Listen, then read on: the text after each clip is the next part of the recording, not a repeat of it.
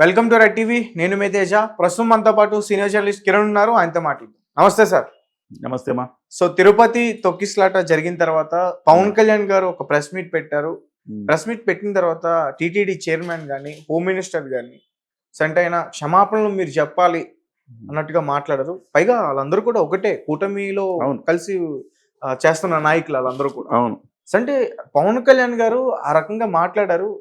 అంటే పార్టీలో అంటే విభేదాలు తలెత్తేటట్టు ఉన్నాయి ఆయన వ్యాఖ్యలు చూస్తే. మీరు ఖచ్చితంగా క్షమాపణలు చెప్పాలి ప్రతి ఒక్కరికి అంటూ కూడా మాట్లాడారు. సో దానిపైన మీ స్పందన ఏంటి? అదే మీరు అన్నది ఏంటంటే మీరు అన్నట్టుగా కొంతమంది అంటున్నారు కూటమి ప్రభుత్వంలో భాగం కదా పవన్ కళ్యాణ్ గారు.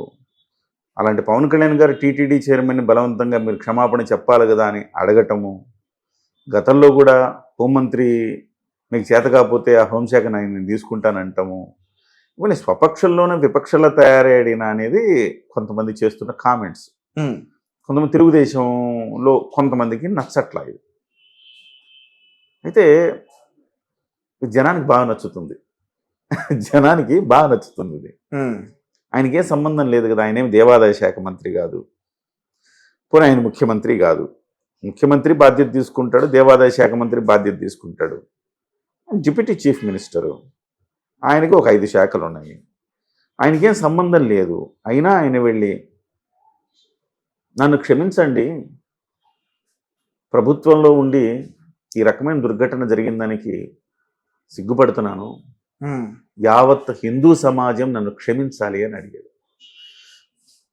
క్షమించమని అడగటానికి ఆ ఓర్పు, ఆ ధైర్యం కావాలి. క్షమించటానికి ఔదార్యం కావాలి. ఆ రెండూ ఉన్న నాయకుడు పవన్ కళ్యాణ్ అని చెప్పుకోవాలి. అవసరమైతే క్షమాపణ చెప్తాడు, అవసరమైతే క్షమించి వదిలేస్తాడు. అలాంటి నాయకుడు, ఎక్కడ తగ్గాలో ఎక్కడ నెగ్గాలో తెలిసిన నాయకుడు అంటారే. ఆయన ట్రెండ్ సృష్టిస్తాడు, అంతకుముందు ట్రెండ్ని ఫాలో అవ్వడు. ట్రెడిషనల్ పొలిటీషియన్ కాదు, ఈ విషయాన్ని మనం గుర్తుపెట్టుకోవాలి. He's not at all traditional politician. Traditional పొలిటీషియన్కి ఉండే లక్షణాలు ఏంటి? తప్పు చేస్తే తప్పు జరిగినా ఇది తప్పు కాదు, పొరపాటుగా జరిగి ఉండొచ్చు, మీ హయాంలో జరగలేదా, మీ హయాంలో జరగలేదా అని. మీ హయాంలో జరిగింది కాబట్టే కదా మీకు 11 సీట్లు ఇచ్చారు. ఇవాళ మీ హయాంలో జరగలేదా అంటే మీరు ఎప్పుడైతే తప్పును ఒప్పుకోరో, తప్పును ఒప్పుకునే ధైర్యం మీకు లేదో ఎదురుదాడి చేస్తారు. మీ హయాంలో పలానా చోట జరగలేదా, పలానా చోట జరగలేదు, అన్నమయ్య డ్యామ్ కూలిపోయినప్పుడు ఎన్ని ప్రాణాలు పోయినాయి, లేకపోతే పలానా గ్యాస్ లీక్ అయ్యి ఎంతమంది చనిపోయారు, ఇలాంటి అన్నీ కూడా చెప్తారు. చాలా జరిగినాయి జగన్మోహన్ రెడ్డి హయాంలో, చాలా జరిగినాయి. ఏనాడు క్షమాపణ చెప్పలేదు జగన్మోహన్ రెడ్డి గారు.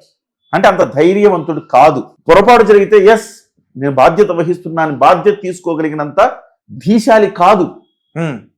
కాబట్టి వాళ్ళు ఒప్పుకోరు. ఏ తప్పు తనది లేకపోయినా, బట్ తాను డిప్యూటీ చీఫ్ మినిస్టర్ ప్రభుత్వంలో భాగం కాబట్టి యావత్ హిందూ సమాజం, నాట్ ఓన్లీ తెలుగు రాష్ట్రాలు, యావత్ హిందూ సమాజం నన్ను క్షమించాలి, మరొకసారి జరగకుండా చర్యలు తీసుకుంటా అని చెప్పాడు.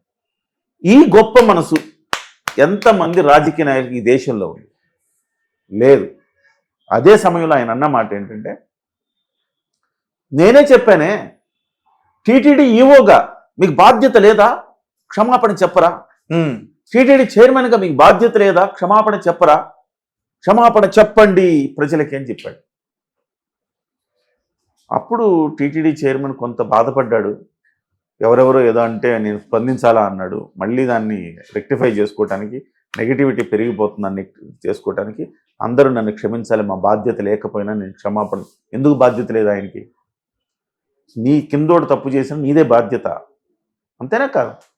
ఇవాళ నువ్వు తప్పు మాట్లాడతావు తేజ, మీ ఛానల్లో కూర్చొని ఒకటి తిడతావు నువ్వు బూతులు, కానీ నువ్వు ఒక్కడవే బాధ్యుడివా? మీ ఛానల్లో యాజమాన్యం బాధ్యత లేదా? అవును, ఖచ్చితంగా ఉంటుంది. నా తప్పు లేకపోయినా నేను క్షమాపణ చెప్తున్నా, తేజ ఆయన ఇష్టం వచ్చినట్టు ఆయన మాట్లాడాడు, దానికి నాకేం బాధ్యత అంటే, అరే నీ ఛానల్లో పనిచేసే ఎంప్లాయీ అయ్యా, ఆయన తిడితే మాత్రం నువ్వు ఎట్లా టెలికాస్ట్ చేసావు, నీకు బాధ్యత లేదా అంటారు. ఇవాళ టీటీడీ చైర్మన్ గారు క్షమాపణ చెప్పి బలవంతంగానైనా క్షమాపణ చెప్పినందుకు సంతోషం. చక్కగా చేస్తున్నాడు పవన్ కళ్యాణ్ అంట. నేనైతే వంకర టింకర్లు అన్నింటినీ సరిచేసి సరిగ్గా నిలబెడుతున్నాడు వ్యవస్థని. అందులో భాగంగానే ఆ రోజు హోమ్ మినిస్టర్ని ఆ మాట అన్న తర్వాతనే కదా చురుకు పుట్టి హోంశాఖ పనిచేస్తుంది. ఇవాళ అనేక మందిని లోపలేసింది దుర్మార్గుల దృష్టిని. మరి ఇవాళ టీటీడీ చైర్మన్ ఈవో కూడా క్షమాపణ చెప్పాలి. నిజం చెప్పాలంటే ఈవోని బదిలీ చేయాలి. టీటీడీ చైర్మన్ అంటే సరే, నిన్న కాక మొన్న వచ్చాడు చైర్మన్ గారు, సరే ఆయనకి ఈవో కూడా ఏదో సమస్యలు ఉన్నాయంటున్నారు, కోఆర్డినేషన్ లేదంటున్నారు, ఆయన చెప్పిన మాట ఈవో వినలేదంటున్నారు, ఏదేదో అంటున్నారు. ఈవోని జేఈఓని మీరు ఎందుకు సస్పెండ్ చేయలేదు, లేకపోతే ఎందుకు బదిలీ చేయలేదు? ఇంకా నయం పవన్ కళ్యాణ్ గారు ఈ మాట అనలా, వాళ్ళని సస్పెండ్ చేయండి అని అనలేదు. అంతవరకు సంతోషించాలా. సంచలనం అయిపోయేది ఆ మాట నుంటే. అది ముందుగా చంద్రబాబు నాయుడు గారు ఆ రకమైన చర్యలు తీసుకోవాలి. మీనమేషాలు లెక్కించే విధంగా ఆయన చర్యలు కూడా ఉన్నాయి. తప్పుని అంగీకరించడానికి కూడా ధైర్యం కావాలి తేజ. ఇవాళ ప్రజలు బ్రహ్మాండంగా ఏమంటారు హారతలు పడుతున్నారు పవన్ కళ్యాణ్ గారికి. పార్టీలకు అతీతంగా చెప్తున్నాను నేను. తెలుగుదేశం అభిమానులు, వైసీపీ అభిమానులు, జనసేన అభిమానులు, ఈ ముగ్గురు కూడా పవన్ కళ్యాణ్ చాలా బాగా స్పందించాడు రా ఘటన మీద. ఆవేదన పడ్డాడండి. అంటే ఇప్పుడు తను పేరు పొందడానికి ఇప్పుడు తనతో కలిసి వర్క్ చేస్తున్న పార్టీకి బ్యాడ్ నేమ్ వస్తుందని, గవర్నమెంట్ బ్యాడ్ నేమ్ వస్తుందని, మరి తన మన తేడా లేదు. తప్పు చేసిన వాడు శిక్షించబడాలి అనుకునేటప్పుడు తన మన ఏముంటుంది? ఇంకా తనవాడైనా శిక్షించాల్సిందే, పరాయి వాడైనా శిక్షించాల్సిందే. తప్పు చేయకూడదు, చేసినవాడు శిక్ష పడాలి, మరొకరు తప్పు చేయకుండా ఒళ్ళు దగ్గర పెట్టుకొని పనిచేయాలి. ఇది కదా, అదే ఆయన చేస్తున్నాడు. జనం ఆయనకి బ్రహ్మాండంగా చాలా బాగా చేశాడు పవన్ కళ్యాణ్ అని అంటున్నారంటే, ఇలా లేదు మా పార్టీ నాయకులు తిడుతున్నారంటే మీరు తిట్టరు. ప్రభుత్వం ఇప్పుడు పవన్ కళ్యాణ్ గారికి చెడ్డ పేరు రాదా? మరి మీరు చేస్తున్న తప్పులు పవన్ కళ్యాణ్ గారికి చెడ్డ పేరు వస్తే ఆయన ఏమంటున్నాడు? నేను బాధ్యత, కూటమి బాధ్యత నాదని చెప్పి భుజస్కంధాల మీద వేసుకున్నాడు.